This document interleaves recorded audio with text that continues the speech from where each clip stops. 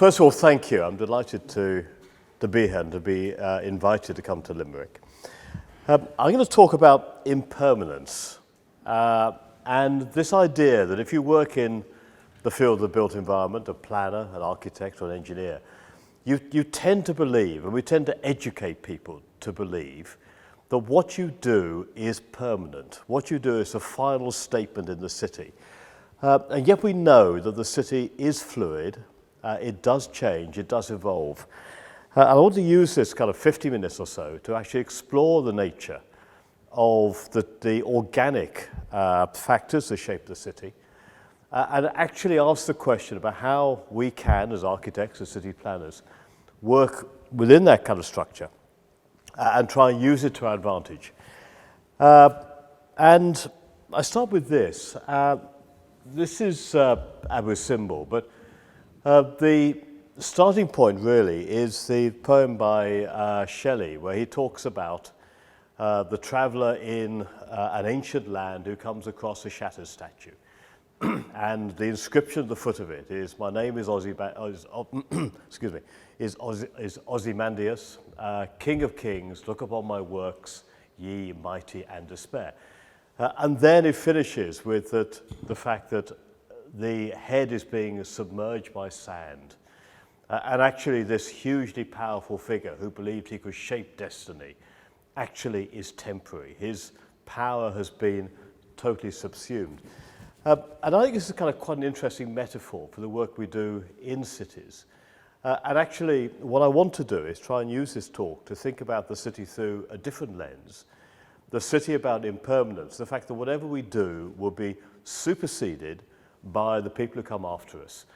And actually, I suppose the crux of what I'm trying to talk about is a duty that as stewards of a city, we have an absolute duty to leave options which are open and not to close down the city in terms of what the next generation can do.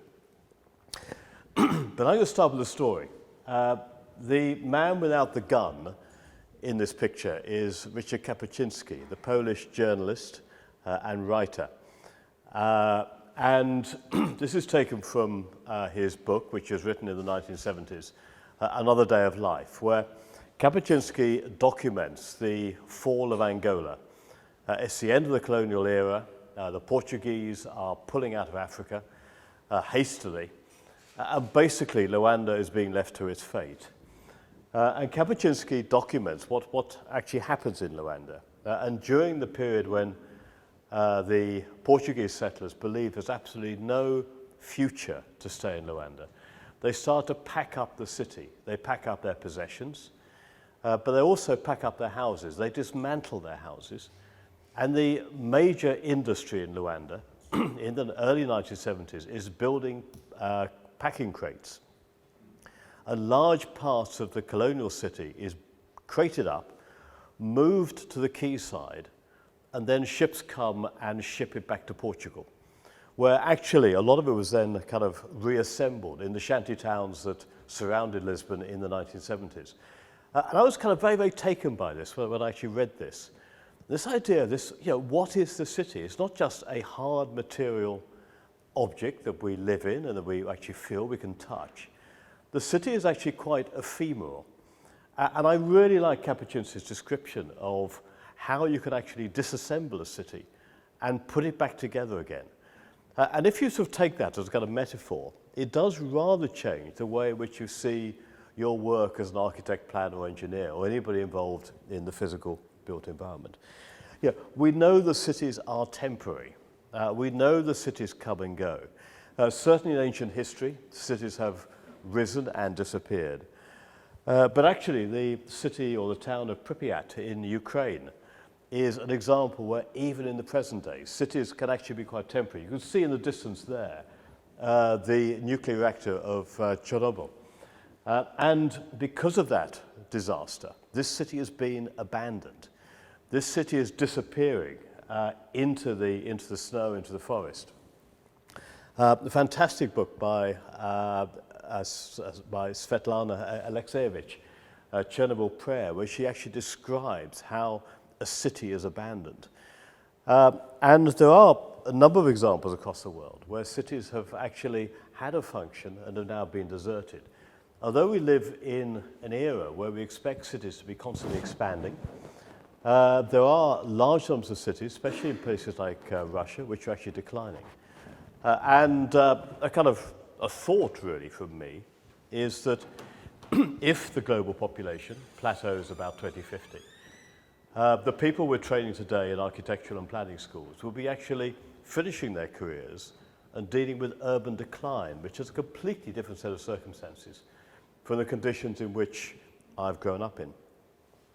And yet this idea of permanence, this idea of the leader, this idea of destiny, this idea of leaving something which is a permanent legacy. You know, dictators love it. Pharaohs loved it. Modern pharaohs love it. This idea of architectural statement is something which sort of transcends what we know as the impermanence of society. And a few years ago, with my partner, Leslie Williams, we wrote a book called The Temporary City. And we became really interested in the idea of, you know, you could be a Buddhist or be interested in quantum mechanics, and you know that the world is not permanent. It is temporary, and yet we have this kind of conceit that whatever we do has to be the final statement. And certainly when you look at some of the architecture that's emerging in the world, this is a sort of, this is not from the Great British Bake Off. Do you get this? Do you get the Great British Bake Off in Ireland? Possibly, sadly you do, but anyway, this is not from the Great British Bake Off. This is from a model in one of the Russian pavilions in Munchin, which is the property festival in March in Cannes. But this idea, this is a kind of statement. The next generation who inherit that, if it ever, God help us, this never gets built, there's not much you can do with this except demolish it and start again. And in complete contrast, this is Piacenza in northern Italy. Whether or not you see this as the model settlement, it's a place a lot of people choose to actually go and visit and actually spend a lot of money and enjoy being in. And this kind of really interesting reaction between the modernism and the reality of what people enjoy is one of the great kind of conundrums of teaching urban design.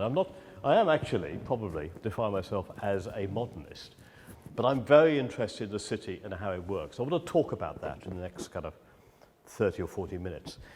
And the fact that ultimately this is what we enjoy. This is Barcelona, this is the Ramblas.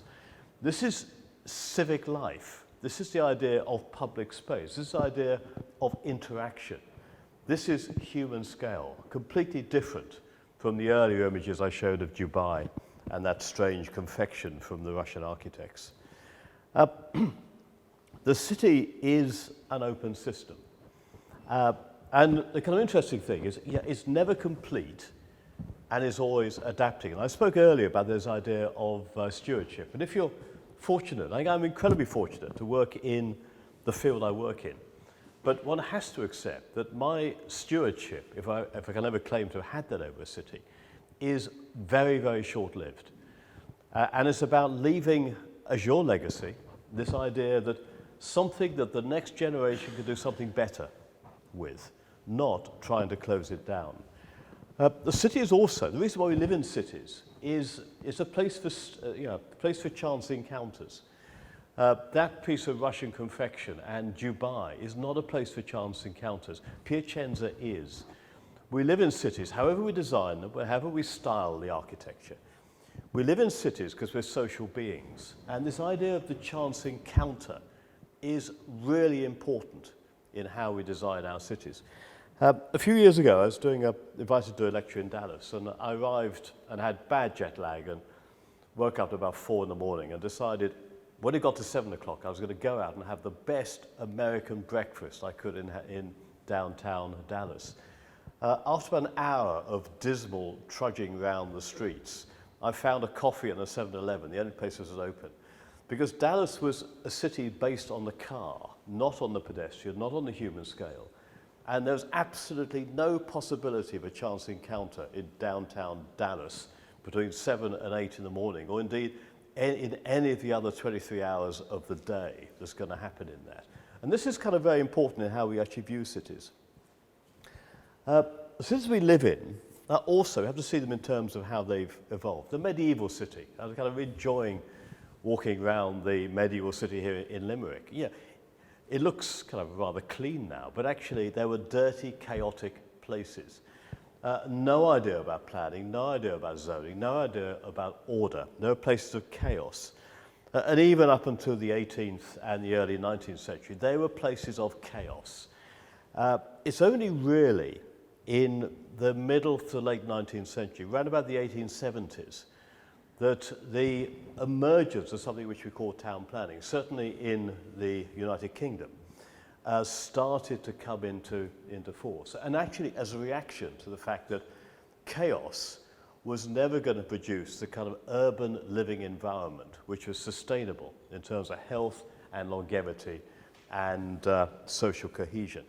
And it was planning came from this idea of imposing order.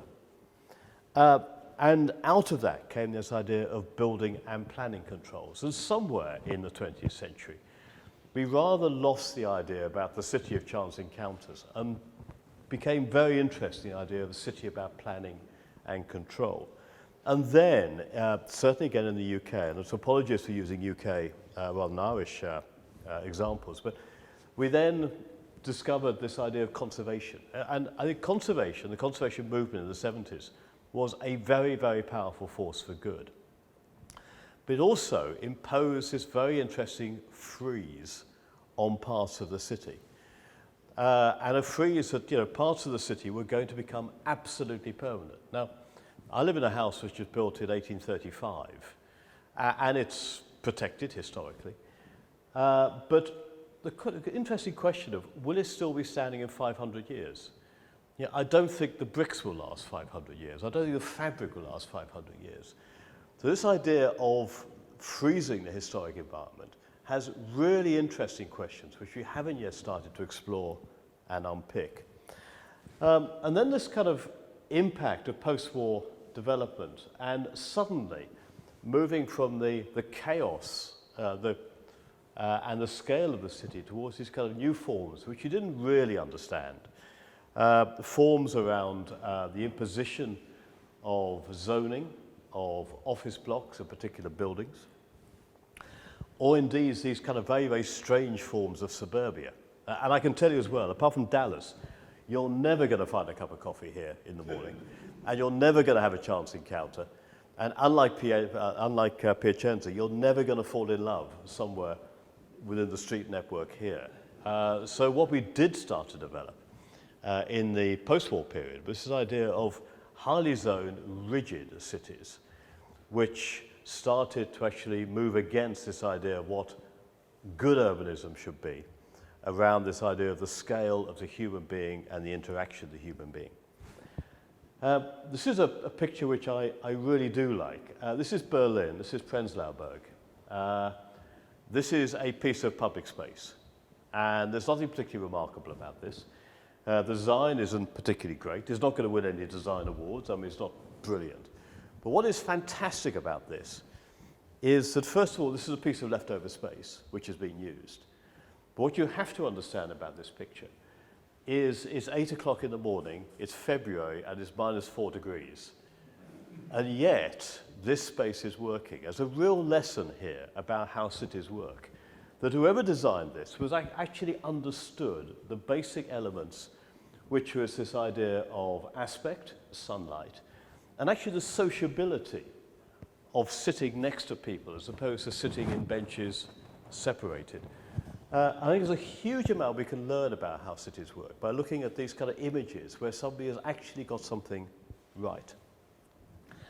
The fabric of our cities is kind of fascinates me because we actually worship the idea of the physical material fabric of our cities. And this idea of the preservation of the fabric is deeply, deeply embedded in our culture. This is Lincoln Cathedral, obviously extraordinarily fine building. This is Ise in Japan, and this is a street from the Edo period. And I was talking to a Japanese architect about this and saying, this is incredibly important as a street. Why the hell do you allow all of the services to be strung along it? In the UK, would be, in Ireland as well, we'd be burying these services, and we'd be actually working to try and actually make sure that things like, the bits of air conditioning were all really carefully controlled. And the response was actually quite interesting. That the response he gave me was that actually, this is not that important. What is important is place, not the physical fabric. And that's a completely different lens in which we actually start to see our physical environment. And also in the same city in southern Japan, this is the Shinto temple. And this is a part of the Shinto temple which is being rebuilt. This is rebuilt every 12 years. This is an ancient site. But what is important here in Japan is not the physical fabric, not the stones of these particular buildings, but the spirituality of place.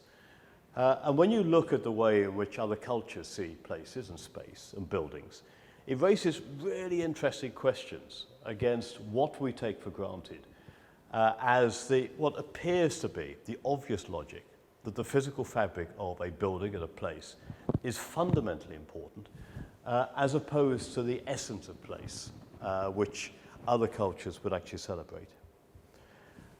Cities are also organic. I mean, know that. This is Lucca. This is the Piazza dell'Anfiteatro in Lucca. And this is fascinating because you can see here the remains of the old Roman theatre.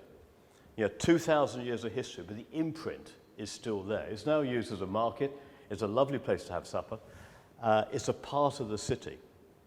But a lovely example of the way in which cities kind of reuse, recycle their fabric and find different opportunities to actually use and celebrate what they inherit from the past. Cities are also remarkably resilient. Cities have this kind of inborn memory about them and an extent to which they can revert back to their previous form. This is Potsdamer Platz in the 1920s. One of the key centers of Berlin, centers of transport, cafe life, and civic life. Berlin in 1943, you can see Potsdamer Platz and Leipziger Platz and the area around the Brandenburg Gate before the major bombing of Berlin. And then after the bombing, what was left was most of central Berlin had been obliterated. Although interesting enough, the streets hadn't.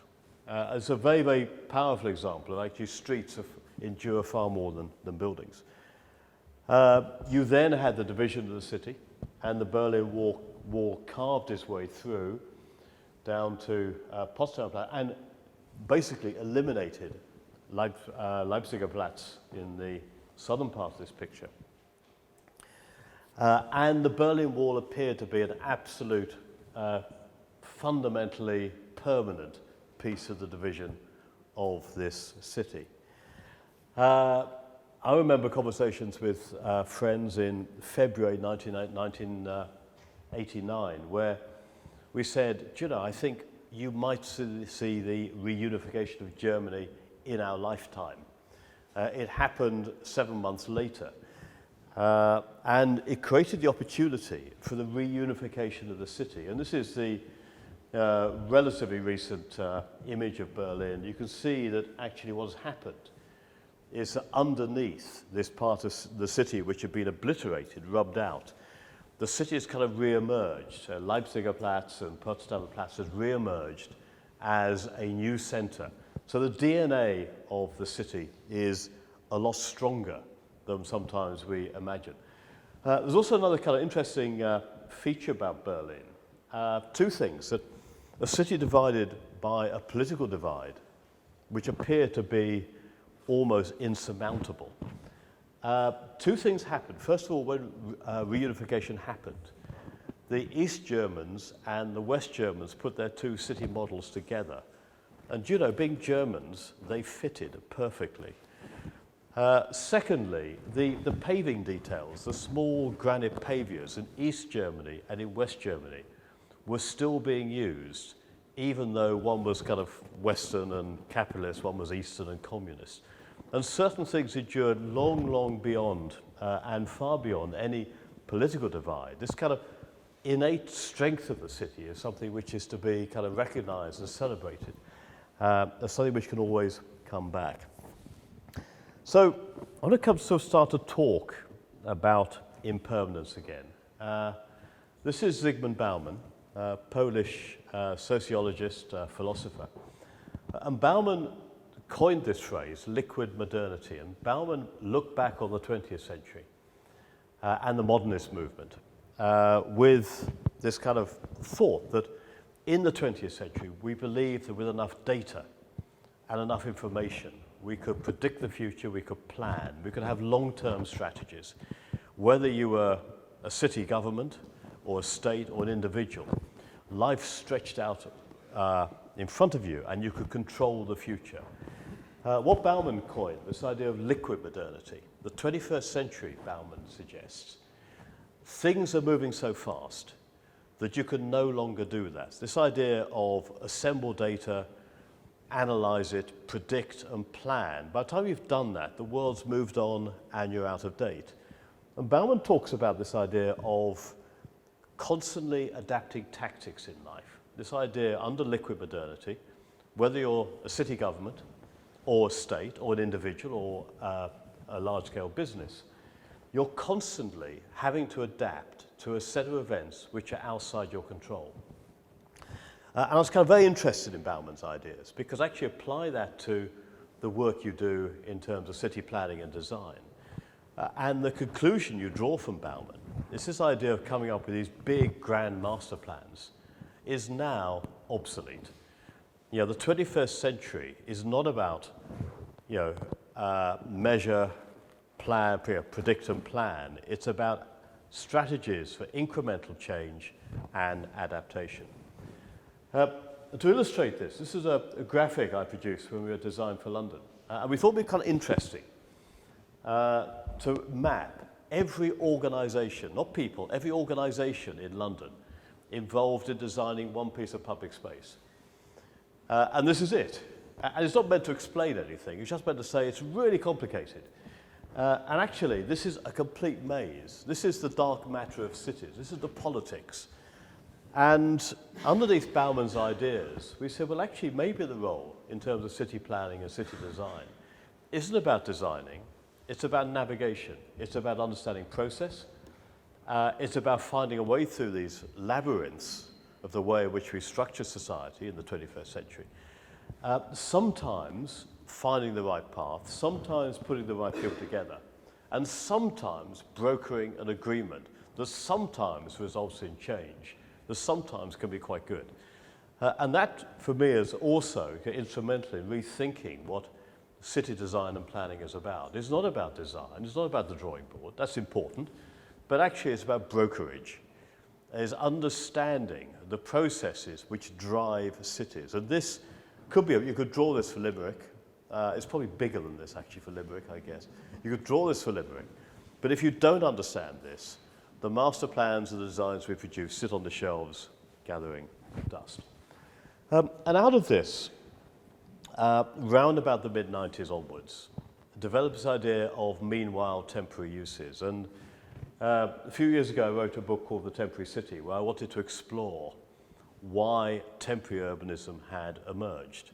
And actually asked the question, was it just fun? Or was it important? Was it passing, or was it something which is going to change the way in which we think about cities? And certainly, when I wrote the book in 2012, the drivers for temporary urbanism was actually uncertainty. We're at the tail end of the Lehman Brothers crash, high levels of vacancy, changes in work, changes the way people saw property and real estate, counterculture, questioning of the role of government, and kind of new technologies and the evolution and the rise of the creative industries. We had economic turmoil, a complete change in the way in which we worked. I mean, I am old enough to remember, actually using pens and papers to write reports and giving them to a typist. This idea now with technology, you can work anywhere, you're never working, you're never not working. Work and leisure and location have completely blurred. And with it, a complete rethinking of the way in which you use space in the city. I don't believe you can get a good cup of coffee in Starbucks, but you can go and work there. And this idea of these kind of privileged spaces in the city is no longer kind of public realm, private realm. This idea in which we're using space and occupying buildings in completely different ways, where we're permitted in to use buildings, and we're beginning to rethink the structure of the city. And to illustrate it, this is another sort of scheme I really admire. This is by Rebar, San Francisco architects. And their idea is really simple. If you get up early enough in the morning in San Francisco and put enough money in the parking meter, you've actually rented a piece of city for the day. You can park your car there, or you can do that with it. It's fantastic. When I show this in China, nobody gets this. Nobody gets this at all in Chinese lectures. And actually, at the end of the day, they pack it up, and the next day somebody can park their car there. And I really like it because actually it's fantastically subversive.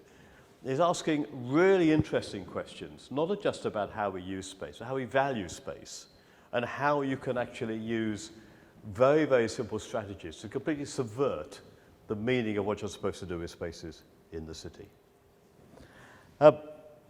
Certainly in the 21st century, we've seen a very significant regearing of economies in the West. The idea of the creative milieu. And there's various studies that basically show that of something produced in the Pearl River Delta, about 4 pence in the pound, 4 cents in the euro, I should say, goes to the worker, 2 goes to the as profit, 3 goes to the middle person, 5 go to shipping. Almost everything else, 87 cents in the euro, comes back to Europe in terms of intellectual copyright, marketing, retail, distribution. And what we have learned is that the one thing that the UK, Ireland, Germany, France, Italy has in terms of competitive advantage is the ability of this incredibly high value added in the creative economies, which is the reason why so many cities across the world are chasing the creative economy as the one area where they believe they can regenerate and build their economies. It started in Berlin, where Berlin, after reunification, huge amounts of money invested in it, and the economy flatlined. But the work of a group of people, including urban pioneers, started to think about how you could actually use space, incredibly cheap space, to build the foundations for a very, very powerful creative economy. What the city of Berlin did, which was incredibly smart, is they didn't do anything. You do not need city government trying to do this. City government, the best thing city government can do when this kind of stuff happens is to leave well alone and actually try not to interfere. Another great example, the NDSM Wharf in North Amsterdam. This is the Wharf area opposite Central Station, other side of the Ige. Derelict, they tried to regenerate it with blue-collar jobs in the early 90s, didn't work. And the city of North Amsterdam realized actually it was being squatted. And they had the incredible bravery to say, well, actually, why should squatting be a problem here? These people are doing good things, starting industries, starting to be creative, bringing people in. And the city of Amsterdam's great contribution was to do nothing. Then they did the next best thing, which was to put a free ferry across from Central Station for 2 years to allow doing nothing to really blossom into something which is a kind of a creative district. A fantastic example of a city getting it. Hamburg, by contrast, wanted a bit of the creative action, made a series of buildings in the city centre available for creatives, loved it, and then 2 years later wanted the buildings back for development and ended up sending in the riot police with the water cannons. Hamburg didn't get it. So there's a theme, which I'll probably come back to, this idea the city government needs to be very, very light touch in terms of stimulating the creative economies if they see those as the salvation. So, temporary activity, which is what I really want to talk about actually. What is it? Well, when I wrote the book, I was kind of interested about how do you study something as temporary? Because you only know it's temporary when it's stopped, and it's too late to study it, which is kind of difficult research problem. And we said, well, let's say it's intentional. It doesn't matter how long it lasts. It could last a night or 50 years. If the intention was temporary, well, it's a temporary activity. And there can be. I mean, I could have talked about the Olympics and expos, but this is a remarkable place. This is in the outskirts of Mecca. This is the tent village of Mina, which comes into being for 3 weeks every year during the Hajj, and then it disappears again. It houses about 2.5 million people for 3 weeks a year. Yet it has all of the infrastructure of a city. It has police stations, it has a metro, it has hospitals, but during the other 49 weeks, nothing happens there, it's just left. And then the tents come up again. Tents with air conditioning, not cheap places to stay apparently. But this idea of the city which emerges and lives for 3 weeks a year and has to accommodate vast numbers of people.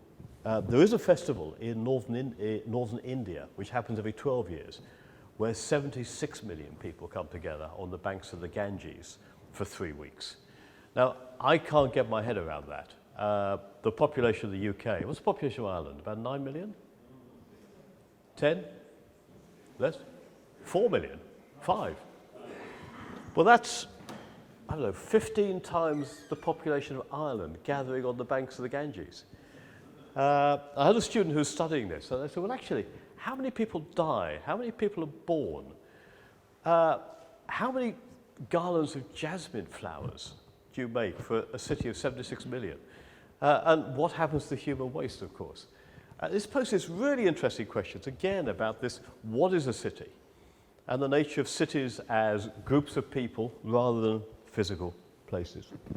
So, the kind of questions, really, about temporary urbanism is, if this is a kind of lens in which we can see the city and buildings, why are so many people focused on permanence? And if there is this phenomenon called temporary urbanism, what's driving it?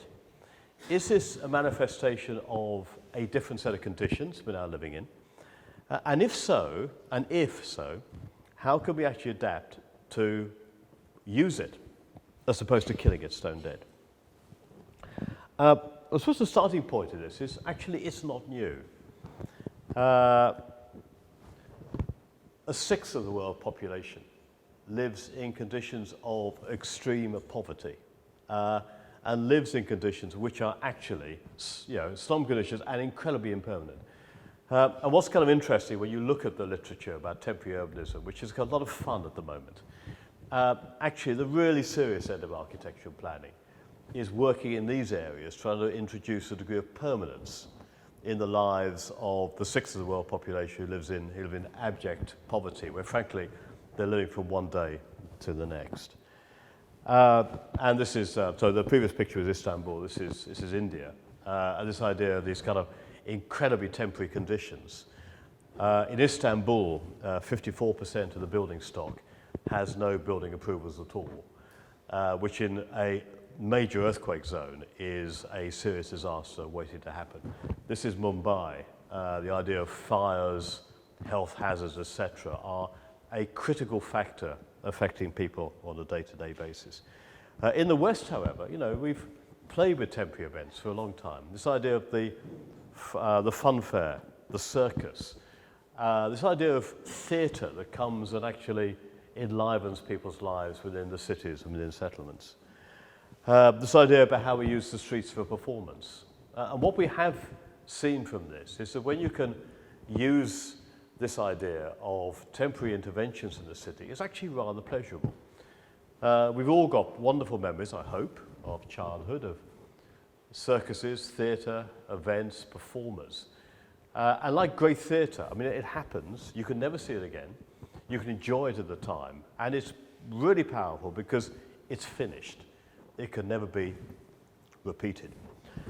And what has emerged in the last 20 years is the cities have started to look at ways in which they can embrace this and develop kind of policies which are completely different from the traditional policies of kind of big regeneration schemes, big real estate schemes, big master plans, to thinking about how they can work within this context of a far more fluid set of urban conditions. This is Christchurch, the city centre rebuilt immediately after the earthquake. Incredibly important, not just about rebuilding it, but actually re-establishing civic life in a population that had been severely traumatized, and also spiritual life. There's also a temporary cathedral to replace the cathedral which was badly damaged. So it can be a very powerful reaction to crisis and to trauma. It can be fun. Paris Plage, this idea of the month of August, closing the main road along the Seine and making it a beach. And about 4 million people actually enjoy this idea of a beach in central Paris. The French also do this. The Champs-Élysées uses planting, gardening festivals, of course the finale for the Tour de France. This idea of programming city spaces is now becoming quite a powerful idea as cities in a globalized environment are beginning to look for competitive advantage to prove that they have a powerful brand, they are great places to live and to visit. Times Square in New York, an incredibly powerful program devised by the Transport Commissioner, Janet Sadiq Khan. This idea of closing streets overnight and just painting the surface and putting deck chairs on. So the next morning, New Yorkers woke up and suddenly they had these little micro spaces around their city. And by about 10 in the morning, people were writing to Janet saying, brilliant, well done. No consultation, no discussion. But actually, and that's okay, because this is prototyping.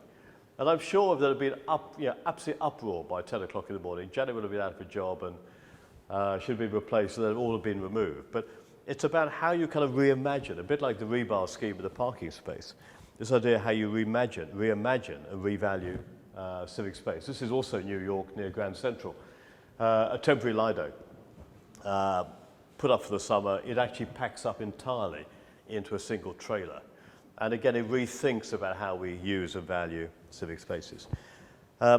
Similar to Christchurch in New Zealand, Detroit, the huge, the catastrophic decline of a city, which went from about 2.5 million people down to about 750,000, which meant that huge swathes of the city centre were left empty. And this kind of very, very well documented urban agriculture, kind of re-colonizing the city, the central city, and actually exploiting a problem to come up with a very, very novel solution about growing food and actually linking this in with welfare programs in terms of fresh fruit and vegetables. And a very, very sophisticated program in Middlesbrough by David Barry, who's actually a journalist and broadcaster, looking at a food project to link together these kind of really interesting agendas around obesity, poverty, and vacant space. This idea of coming up with a food program embedded in education, embedded in welfare, to actually start to grow food and actually use it as a mechanism to draw the community around together in terms of food production, eating, and celebration. That's all fine, but the thing that is amazing about Middlesbrough is that when David sort of looked at this project, he defined his urban unit as half a square metre. Now, does that make sense to anybody? I mean, if you're a planner, you tend to think about, you're not interested in anything less than an acre. It's all 2 or 3 hectares, whatever.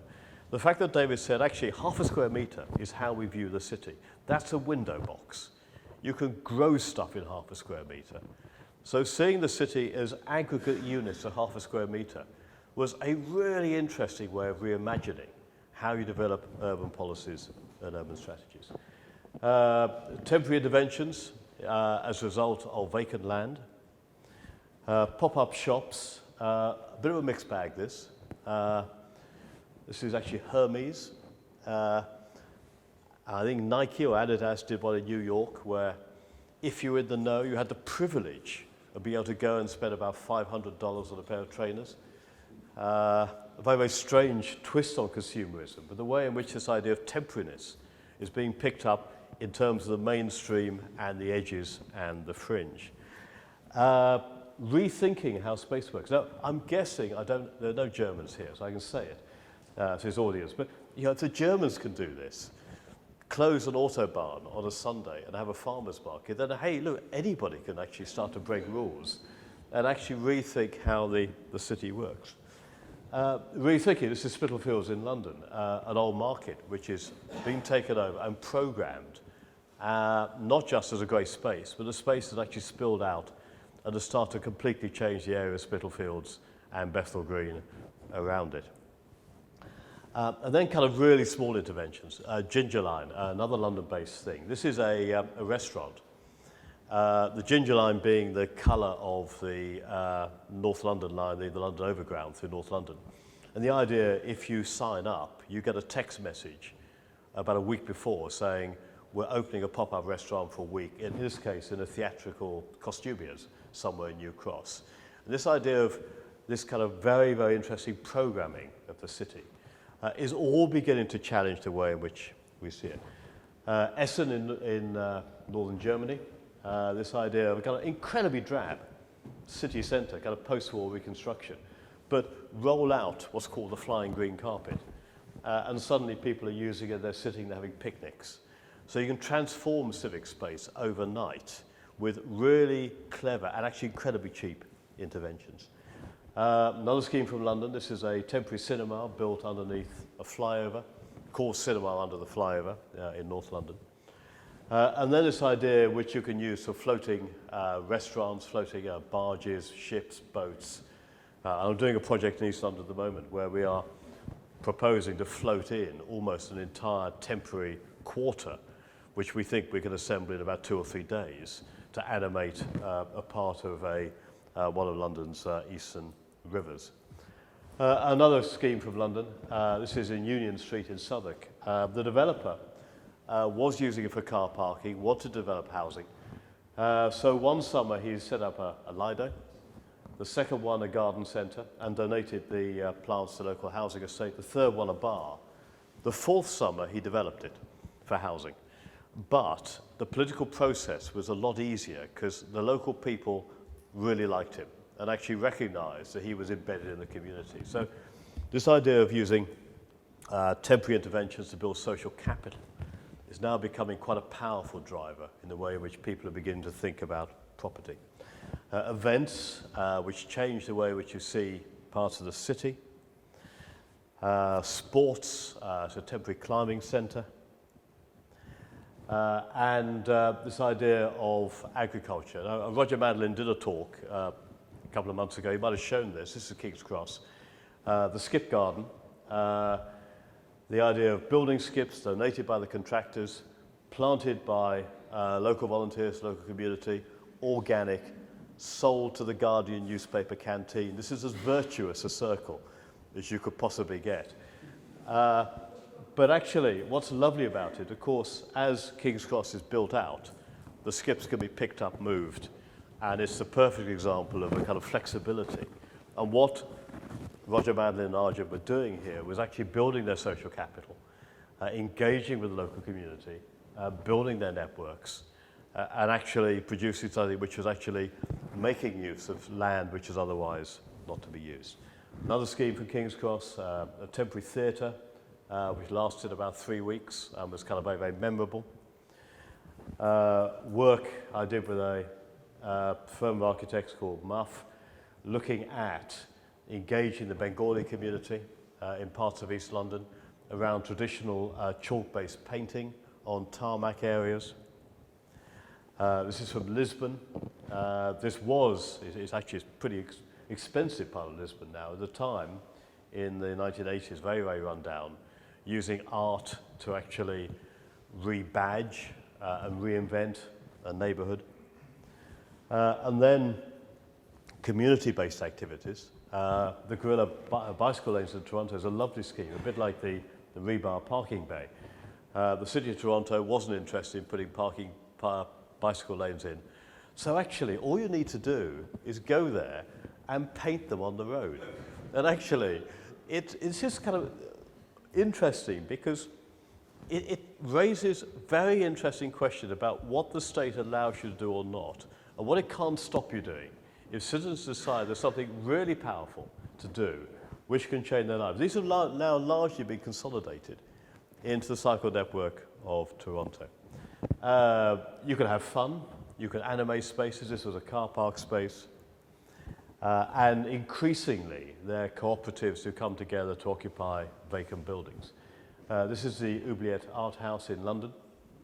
They're squatters, but they have a kind of moral code that they'll occupy a building. You have to get them out legally, but when you do get them out, they will leave it in better condition than when they came in. And in the meantime, they use it for theatre space, artist studios, employment space. And increasingly, a lot of the kind of smarter developers are actually saying, just come in and use it, because we actually want to work with you, because we think you can really add value and reduce our costs. And actually, hey, we can write our corporate responsibility statements at the end of the year, and we feel jolly good about having done this.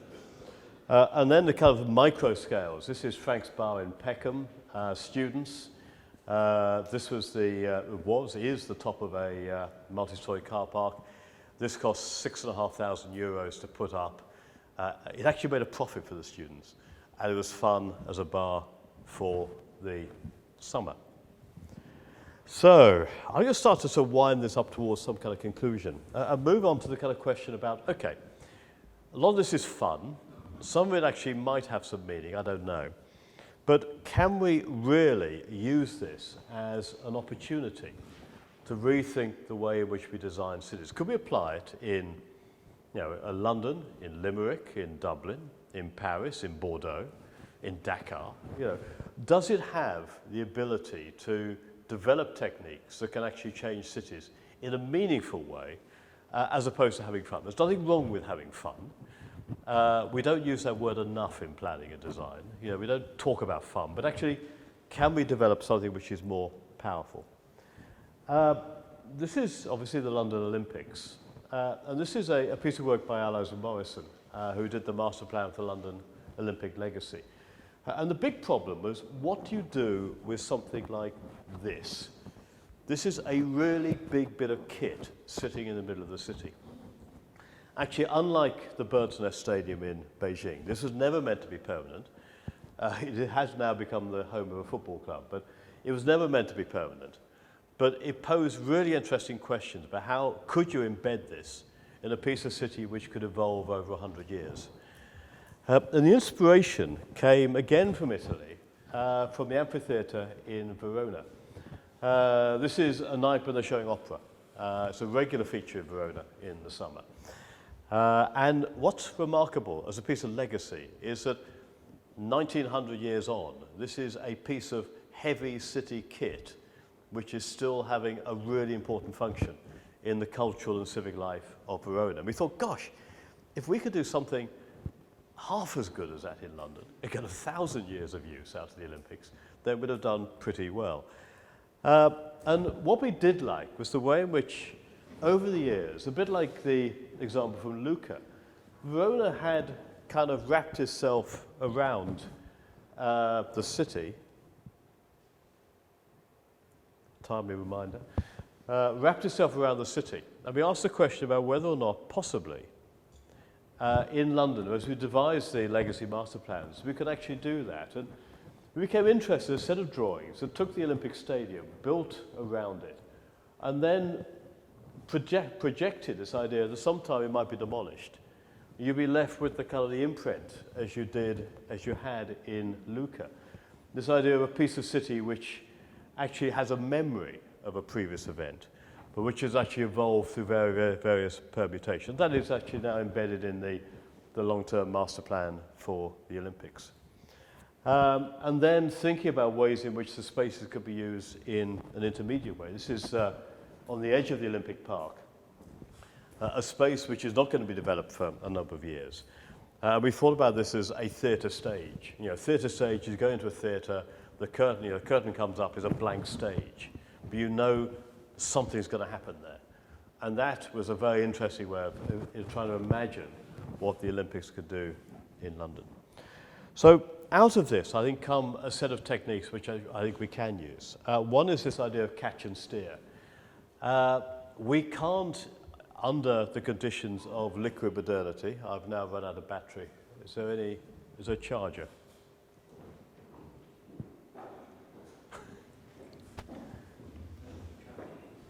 I've got about 10 slides to go, so.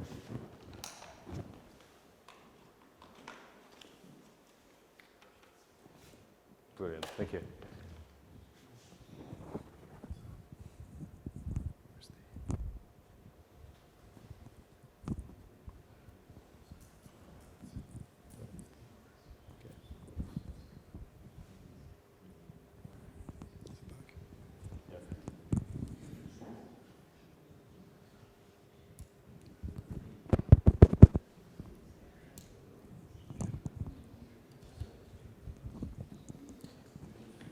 Is this going to boot up or not?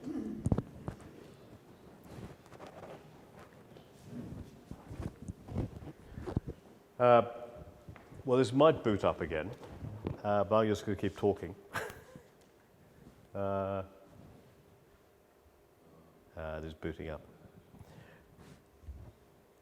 Okay, this idea of catch and steer. If you are persuaded by this idea of the fluid nature of the world we live in, and actually the inability that we might have to predict and plan, then this idea of catch and steer becomes quite important. Catch and steer is if you're working in the city, there's a huge amount of stuff flying past you. Do cricket analogies work in Ireland? Yeah, you beat us, you beat England once, so they must work in Ireland. So it's like being in the slips. Stuff flies past you, and occasionally you catch it, and occasionally you move it off in a different direction. So we became interested in this idea, not about trying to control, but trying to actually influence and redirect, to move stuff into the direction they're going, but possibly a slightly better direction.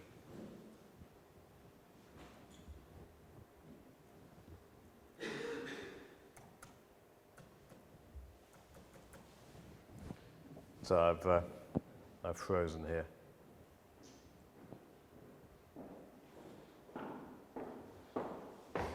Aha, okay, I've unfrozen. Good. So, and the advantage of this is when you start to apply this to the city, first of all, this idea of incremental urbanism, which is basically what I'm talking about, it works incredibly well at the community level. A lot of, I think, the best local design now is happening in the way of charrettes. It's no longer about saying, we are experts, this is what we're going to do, what do you think of it?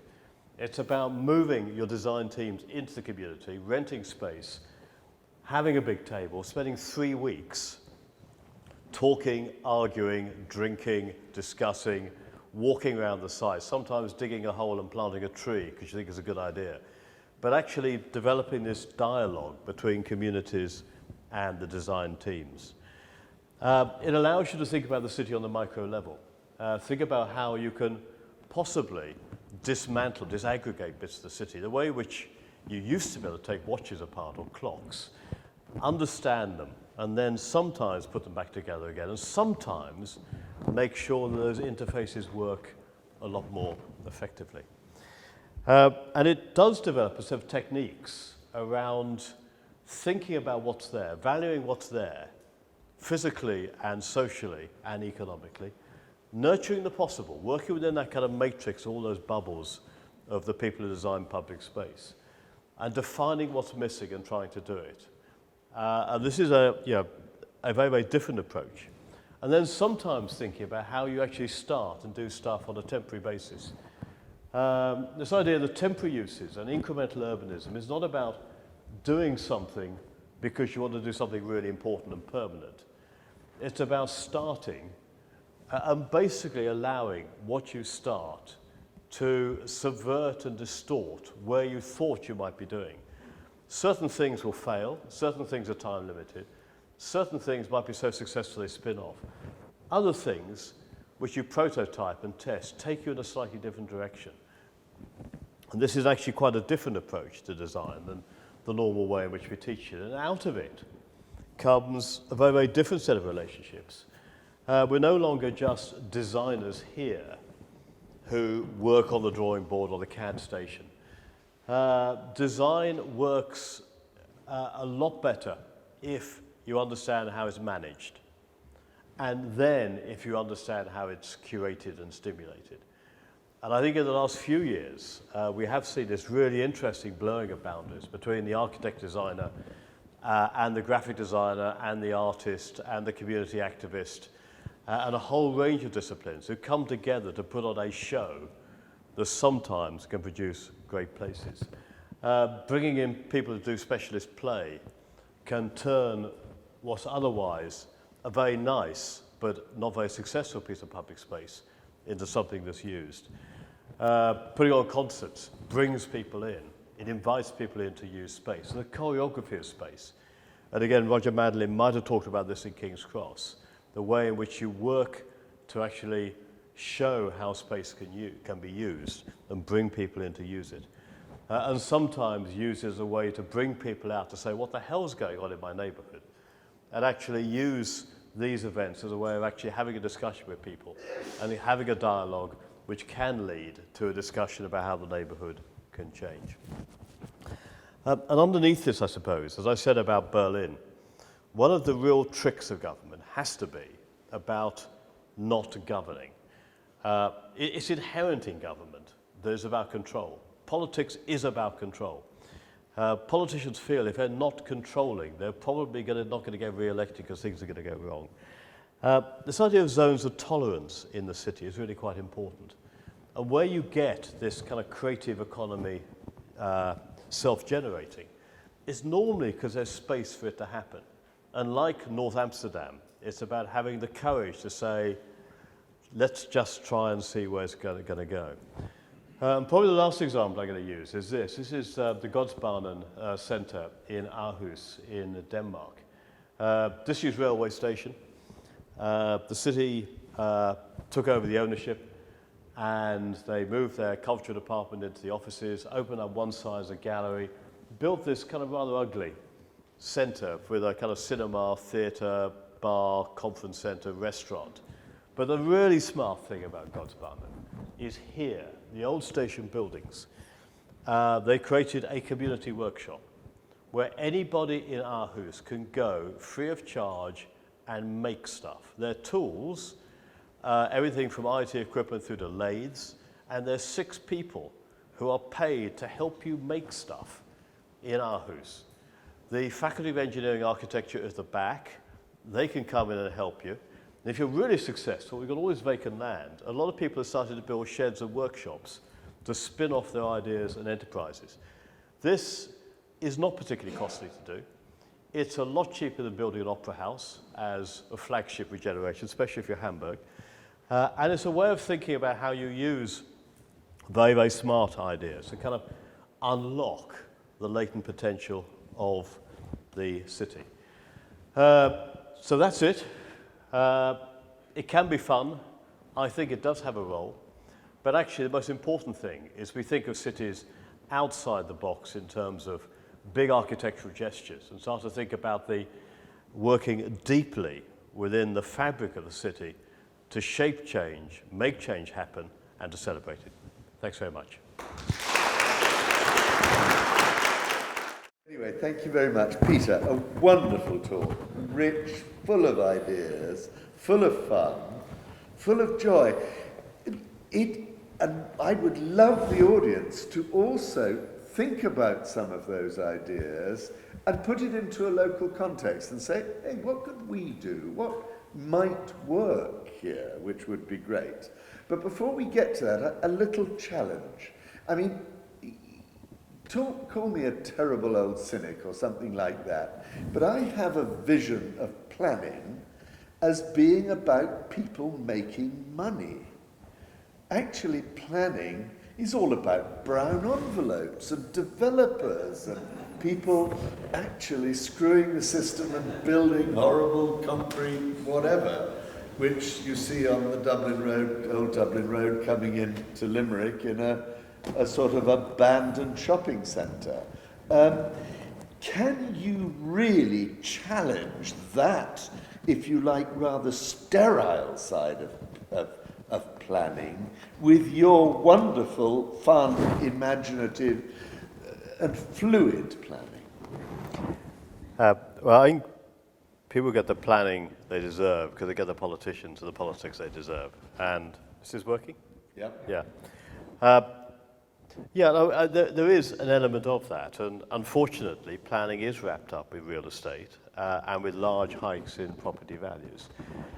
I also think, and I apologize, I could talk about the UK situation, where we have a town planning institute that turned its back on anything that might in any way be interesting or fun about 40 years ago, and has become entrenched in this idea of control, and a government that's actually stripped out so much resource to the public sector that even though planning might not be very interesting, there's almost nobody left to do it, has created huge, great problems. But actually, I think what I hope I've been talking about was actually about how you take control of cities. And I hope one of the key points is that it needn't be about big developers coming in, quite often from overseas, with a set of rigid ideas about how the city will work, not interested in the city, but interested in actually taking as much value out and then buggering off to wherever they came from. It's about the way in which you can use alternative tactics to reshape a city, which can come from the citizens, it can come from the local council, it can harness both. Maybe just a few people who act as catalysts to try and actually make it work. But it's like a sort of guerrilla warfare, really, therefore. I mean, it's, you're almost setting up, you look at, you build up the squatters, for example, which a lot of people in sort of formal society would say, how can you possibly encourage these people? They are undermining our good social order. Are you a guerrilla? Well, with a U, not an O. Well, when I was director of design for London, after about 4 months of setting it up, the Architects Journal described us as the guerrilla warfare wing of the architecture profession, which I thought was about the biggest compliment we could ever have had. And there's a kind of role for it. And it's not about stopping. It's creative intervention and actually harnessing ideas and people behind them to try and make a difference. Now, it can be embraced by authorities. There are kind of fantastic examples around the world where city mayors have actually established small design bureaus and given them the freedom to actually think on behalf of the city. I think the kind of planning you've talked about is about this dreadful kind of contingent planning where people do not have the courage at political or professional level to actually stand up and try and produce something good. I do work for an architectural firm, and something which I think is very important about architectural firms, good firms, clearly you want work, you have clients, but a good architect works to try and actually move their client into better spaces, and that's a kind of key role. It's about the values of what we should be doing and how we should be producing the next generations.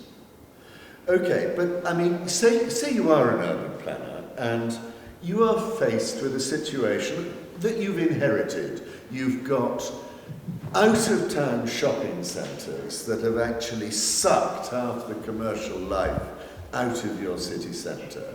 And you've got miserable housing estates, which, as you were saying, happenstance is taken out of them, they depend on, they're either suburban and rely on the car, or they're just grim. How do you break down that inheritance and create your much more lively, fluid environment? It depends on the circumstances on the city. something I have learned is never give advice to cities you don't understand. So I'm not going to try and talk about Limerick. We'll hopefully get something. I think there's a kind of an approach probably. You have to start somewhere. And I'll talk about Design for London. The methodology we approached, we adopted to approach a city like London. And London's chaotic, by the way. London is driven by private capital. London doesn't like government, and city government has no money. The approach we adopted was to try and actually devise very powerful ideas and then start them one step at a time and actually get some kind of traction behind it, which is why we like the idea of kind of branding, but then not just doing a brand and walking away from it, actually saying, so how do we turn that brand into action, one step at a time, one project at a time, using whatever money we can get our hands on. Talk to the highway authority and work out what they're doing and try and make them do something a bit better. Talk to local owners, landowners, and make them do something better. And slowly try and do it. But underneath it has to be a very powerful vision. And there are plenty of examples across the world where cities, I mean, a very, very nice example is Turin in the early 90s, after the collapse of the recession, collapse of the motor industry. Turin, under 2 mayors, reinvented the city around this idea of retooling a skilled workforce into new industries, thinking about how they use their economic and social infrastructures, thinking about how it reconnected with this countryside, ripping up all these vineyards which were producing plonk at about €2 a bottle and going for far better good wine at about €30 a bottle, thinking about tourism, thinking about reconnecting with the mountains, bidding and winning the 2007 Winter Olympics as a kind of set of incredibly powerful strategies. But you do need the political leadership. You need people to have that conversation. You need political leaders to listen and have the conversation with the population and fashion the idea, then the longevity and the bravery to take that into practice, and then work out how you do it one step at a time. And what about the tension between, if you like, top down and bottom up? I mean, you used the example of New York earlier, and you said, there had been no democratic debate, no discussion whatsoever, and that worked. But equally, you're actually trying to utilize and motivate a grassroots movement, whether it's your squatters or your street musicians and so on. How do you get that balance? Or which is better? Is grassroots up actually what you should really be encouraging and not doing top down? Never assume that guerrillas are Democrats, by the way. I think there are 2 kind of mantras we had at Design for London. One which I think is kind of really important is do the drawings and win the argument. And we use that a lot, actually. Drawings are very, very powerful. And that's what architects and designers can do. And drawings can do an awful lot more than thousands of words of narrative at times. And secondly, never let go of the pen. We did a lot of work with design charrettes. And the design charrettes did start with a blank piece of paper. And we did ask questions. And then we tried to draw it. And people could say, that's wrong, or we don't like that. But we would never pass the pen over. We accepted we had a role, we had a specialist role as designers. But actually, we wanted a client who could guide our pen and actually help us resolve or come up with strategies and resolve things that worked. And we were held in check, actually, by local politics. Because at the end of the day, if we'd have rubbed those communities up the wrong way, the political fallout would have been hellish. And we had to work very, very closely within that. But I suppose the answer for that is that you can get bottom-up movements and action, but there's a big mistake, I think, for a lot of people who work in activism to think you have no role professionally. It's a very, very nuanced and balanced role, but a role which actually you should be playing, but should be part of a dialogue. Okay, let's open this up a bit to the audience. Who would like to come in with some questions, whether ideas, whether challenges, and so on? What has Peter said tonight that's made you think maybe we could do something like that here? Or do you come away saying, oh, come on, this is another world. This is fine for London and all its weirdos in London, but not to a good, solid citizen like... All right, David, you come in first. Peter, I understand that on a number of occasions you dismissed strategic plans and strategic reports and went for some sort of formula of a narrative as a way of looking at a project. Can you expand on that a little bit?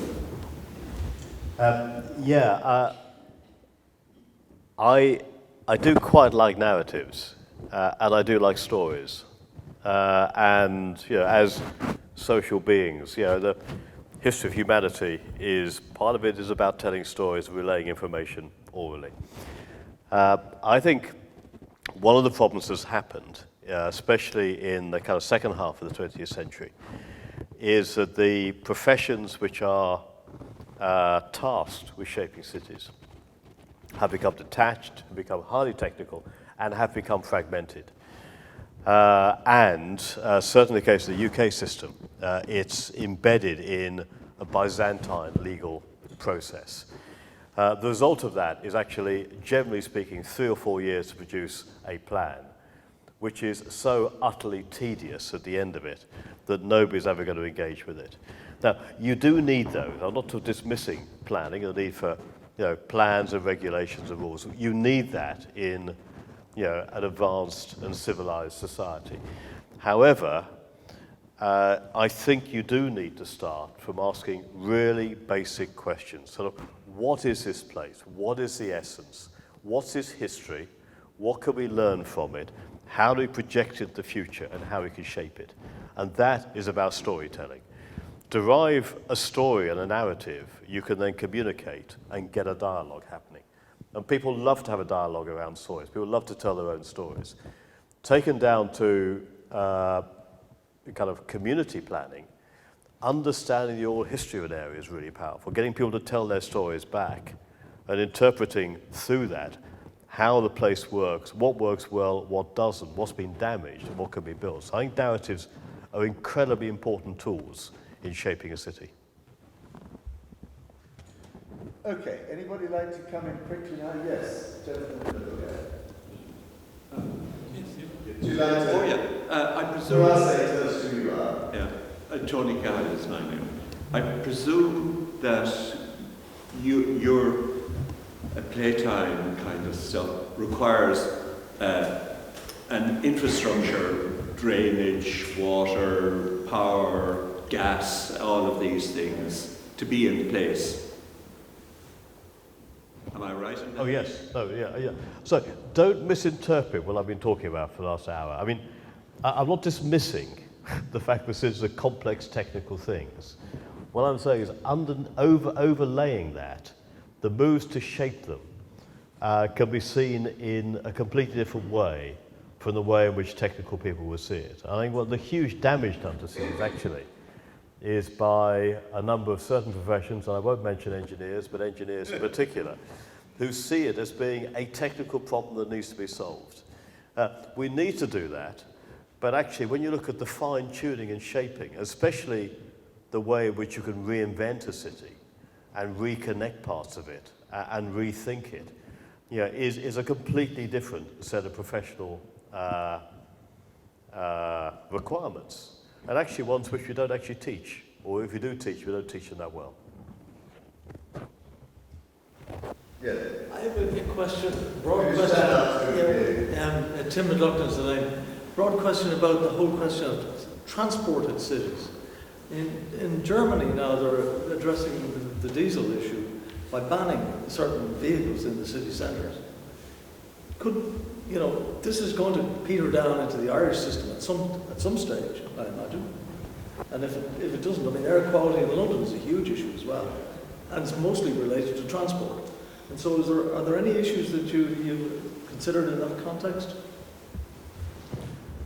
Well, I mean, air quality in London is a serious problem, and a number of German cities are taking action to ban diesel cars. And that's probably likely to continue. I think we need a rational debate about it. And there's a lot of irrational thinking about it. We do need to clean up air. Electric vehicles are not necessarily the solution. Electric vehicles actually run on carbon. It's called electricity. It's generated largely out of gas. There are renewables, but actually until we're 100% renewable, you're still using carbon for electric vehicles. And actually, I think 48% of particulates, which is a big problem, are generated out of tyres and brakes and other things which electric cars use. So it's not necessarily the answer. What is clear, I think, is that a complete rethinking of urban transport needs to happen. We are on the cusp of a revolution. We do have new forms of motion. We have autonomous vehicles coming in. We have electric vehicles. And I think it needs a very, very rational debate about how cities harness it. What we have seen, I think you've got these Chinese bikes in Limerick that suddenly appeared, the yellow and orange bikes. You got those? We've got those in London as well. And Uber is a really good example. What is kind of fascinating... Those Chinese ones are the ones you can pick up and put down wherever you like. Yeah. God, they're all over the place. And Uber, and actually I'm rather a fan of Uber, but what's interesting about those two forms of transport, which have only come in the last 4 or 5 years, is the city authorities are way behind in policy terms. And I think autonomous vehicles, electric vehicles are going to be the same. Cities will need to rethink their transport systems radically and rationally in terms of how they use it. And just as a kind of example, I think autonomous vehicles are great, but I wouldn't have them in the city centre. They're great in rural areas, they're great in suburban areas. And the other kind of interesting about autonomous vehicles, I did some work with Daimler on this a few years ago, and the people designing with Daimler said, which kind of interested me, they said, of course, an autonomous vehicle has to kill somebody, otherwise you don't take it seriously. And that's a kind of really interesting policy point, actually. And if it can't, then it'll never move around the city because you just stand in front of it. So really interesting policy questions about transport. And I think that the city in 40 years' time will be quite different in terms of the way we move around it. It has to be. But surely it's more radical than that, isn't it?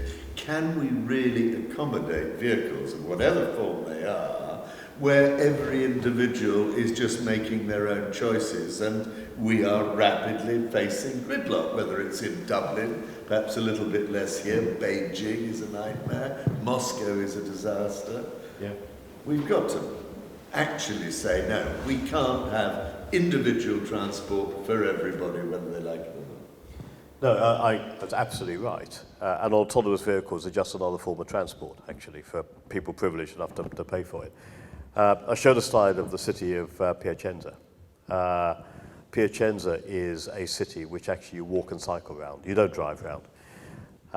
What's particularly dangerous at the moment is the huge urbanization happening in China, Asia, Africa, South America, actually Eastern Europe and Russia, is largely built form, which is car-based. And I think the idea that if there's one thing we should know about sustainable cities, and indeed smart cities, is a smart city cannot have a predominance of individual transport. That's actually a pretty stupid city. And yet, the number of cities which are badged as smart cities, which are based around individual transport, is extraordinary. So in other words, sustainability is deeply within the way in which we design our cities. Right, who'd like to come in? Yes, gentleman there. My name is Brian McLaughlin. One of our biggest problems in Ireland these days, it seems to me, is that we have a housing crisis. I was wondering whether any of your ideas of impermanence, fluidity, temporary, could be applied to solving that huge social issue. Like building pop-up houses, for example. I'll just go against everything I've been saying for the last hour and say no. I think I always say that housing is so fundamental that housing people with dignity is one of the kind of tests of what if a society is good or not. We've experimented with temporary housing, certainly in the UK. The prefab housing after the Second World War was actually a pretty good experiment, a very, very important experiment, just to rehouse people quickly. But ultimately, I think temporary housing to deal with a permanent crisis is not the way to do it. We just need to work out ways in which, as a society, we value housing people in decent conditions with dignity is a basic thing which we buy into, and actually which we're prepared to pay our taxes for. Yep, a little bit further back, lady in front of us. Oh, sure. I have a Brexit question. I'm Madeline Lies. You've heard Brexit is happening. I'm wondering, when you talk about permanence and impermanence in relation to London, given that there's this huge seismic change coming for Britain, whether you think, or what you think London is facing into, I suppose. Do you think that there are aspects of London which have seemed quite permanent up to now, say the immense power and wealth of the city, financial centres and things like that, that are beginning to be a little bit shaky given what's happening? We've recently heard about RBS moving to Dublin, for example, and there's stories in the papers today about luxury flats being empty in London, nobody's happy to buy them at the moment and things like that. Or whether you believe that the kind of gravity that London has had for wealth and power for all of these hundreds of years will just keep going. I was hoping to leave Brexit behind, actually, coming here and maybe staying here, actually. Look, I'm a Londoner and I'm very biased. I think London is strong enough and resilient to deal with this. There's 2,000 years of history where London has accommodated almost everything that's been thrown at it. Brexit is a disaster. The saddest thing is that the regions that voted for it, and London didn't, will be badly hit, and London will probably somehow muddle through and cope. It'll come to new forms of accommodation. London does have its problems. We talked about air pollution. Housing is a huge problem. The fact that housing is now a tradable commodity as opposed to a place to live is hitting London particularly hard. And we're not quite sure what will happen in the next few years in London. But 2 years ago, we were predicting disaster. Actually, London is still economically very strong. Architecturally, we're busier than we've ever been. Commercial buildings are still being built. And when you look at global league tables, the Mori Foundation of Tokyo do an annual city index. London remains top and actually has increased its distance over Paris and Frankfurt and Amsterdam quite considerably in the last 2 years. It defies prediction. But I think London is resilient enough to probably cope. Although I think there's an element of which the disaster that Brexit is a sort of slow burn disaster. I think an awful lot of people looked at this and thought, oh, it can't be for real, it's not really going to happen, and have just sort of waited. And so we've actually got quite a lot of people also who are even now sort of not enacting Plan B. Incidentally, I was out on the anti-Brexit march 10 days ago when it was, and my favourite poster there was, even Baldrick had a plan. So we have to live with this, and I only hope, I still believe, God knows how we might stop it, but I don't know. And if we can't, I really hope that it doesn't clobber you as hard as it clobbers us, but I have a horrible feeling it's bad for both of us. There was a gentleman about, yes. It's John Warren. I was just wondering if you had any advice for politicians and I suppose community groups like the Civic Trust to deal with the inevitable problem that occurs with some of the ideas you have, which is it's going to discommode somebody to do something that you or many of the rest of us who I think agree with the fabulous presentation you had would agree with. But how do you then convince and energise politicians who are worried about what's going to happen at the next election to actually overcome the fact that the people who are going to scream the most are probably the people that have current rights or privileges, whether it's parking in front of their house or whatever, or driving through a city, to convince those people to step back from their current rights, and they're going to scream a lot, in favour of a constituency that hasn't yet come to realise the advantages they could have because they won't see the drawing that you're going to produce or whatever else it might be in. I thought you might have some advice for us in a city that's changing a lot as to how we might go about helping politicians to go to that space. I hope you think that's as good a question as I do. One which I think I could even start to answer. My wife this morning over breakfast said, just slammed the paper down the table and said, politicians just do not listen anymore, do they? It's incredibly difficult as to how you do it. Obviously, if there's enough strength of will in a community, politicians will listen. And when you look at the battles that have been won in London and in Dublin and other cities, it's because ultimately politicians realise that the line they're pursuing, largely around kind of whole-scale demolition of parts of the city, was probably unsustainable politically. Politicians work on four-year terms here in Ireland. Yeah, 4 years is ridiculously short to do anything worthwhile, but it is actually makes them really quite susceptible to political pressure. And I think the easy answer is just put political pressure, get activists to actually get people excited and actually engage with politicians. But the pressure is as often as not negative as it is positive. Well, even negative pressure can actually stop bad things happening.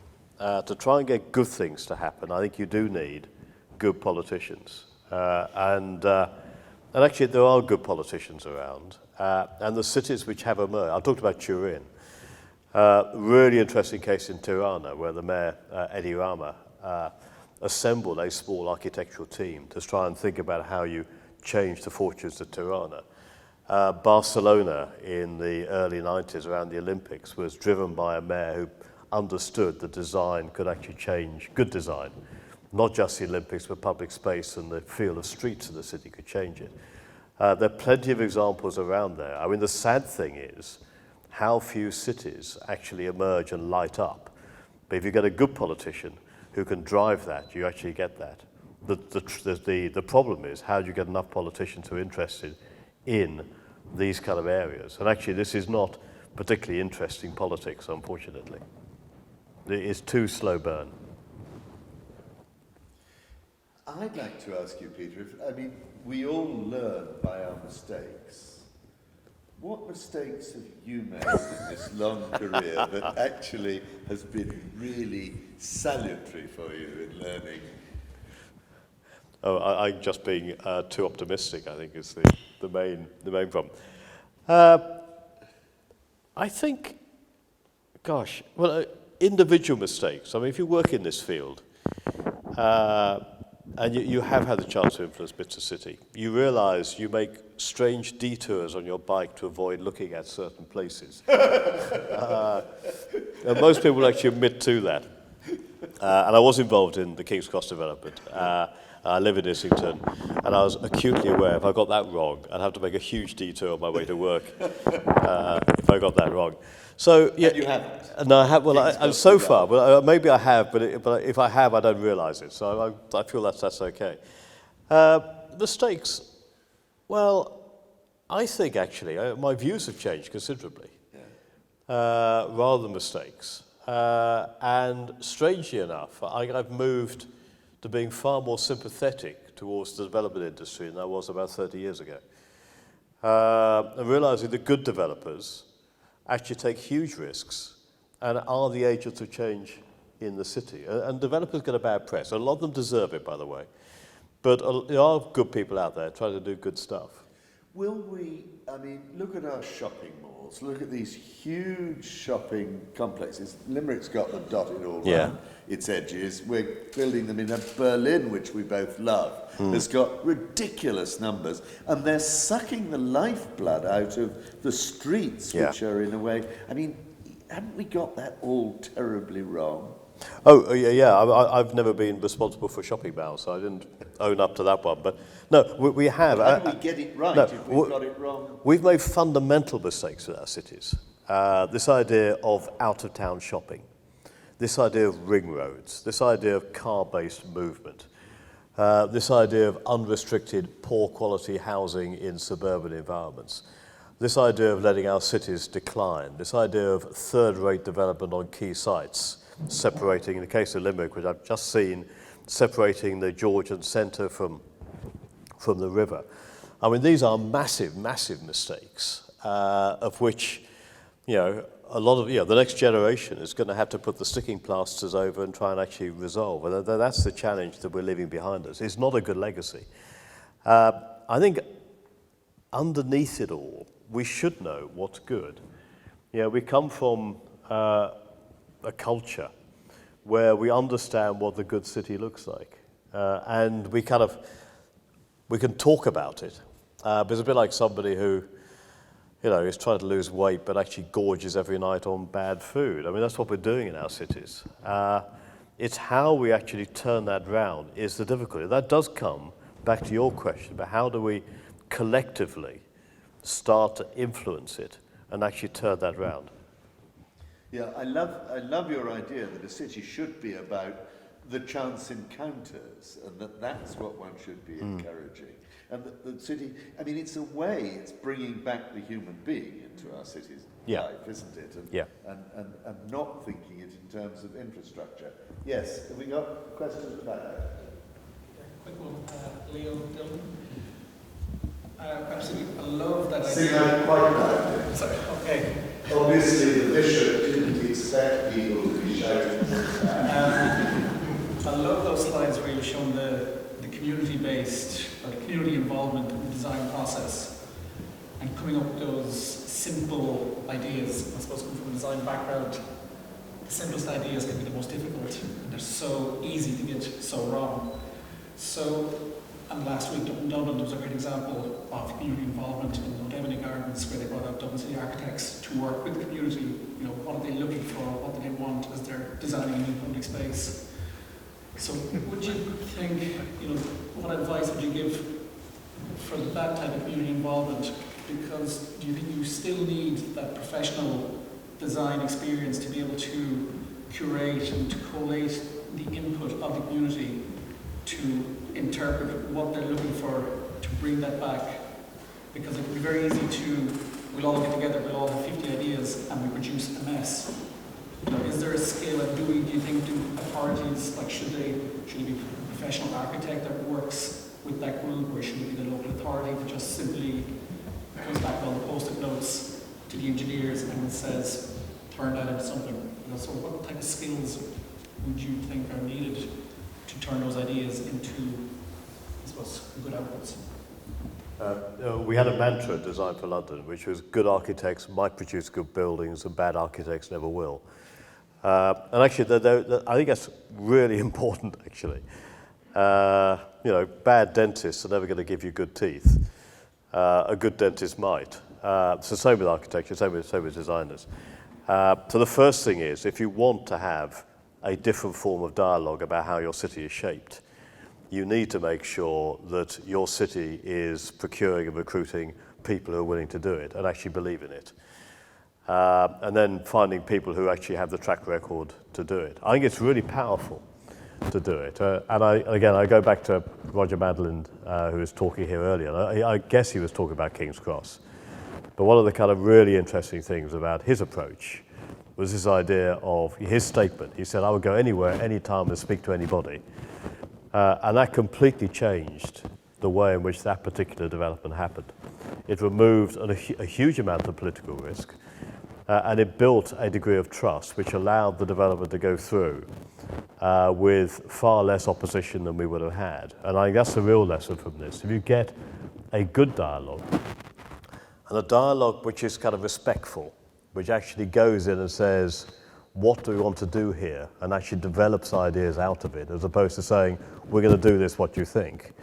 They'll actually get far, far better design solutions. And actually, you de-risk politics. And that's the lesson politicians actually need to understand.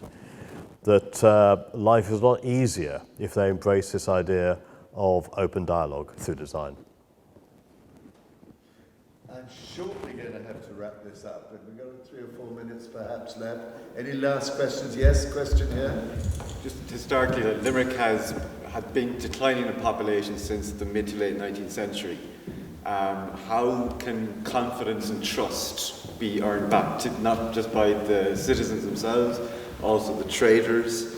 How big is confidence and trust in allowing the dream to come true by, trusting town planners and city planners and architects and the Limerick Civic Trust that it will be okay. Cities will continue, they will always survive. It depends how we see each other. Do you think in your ideas, are you 20 years into the future, 30 years into the future, or does it not matter at all as long as it's positive? So your question is really about designing in a city that's got a declining population. And a chip on his shoulder. Oh, well, I'm not sure I want to answer the second part of the question. But I think it's kind of really interesting because the students I'm teaching today will be, their point of the career that I am now, in the middle of this century, when a lot of cities should be declining. If the population plateaus out about 2045, 2050, the global population, then one would assume that we'll be in a period of urban decline in the second half of this century.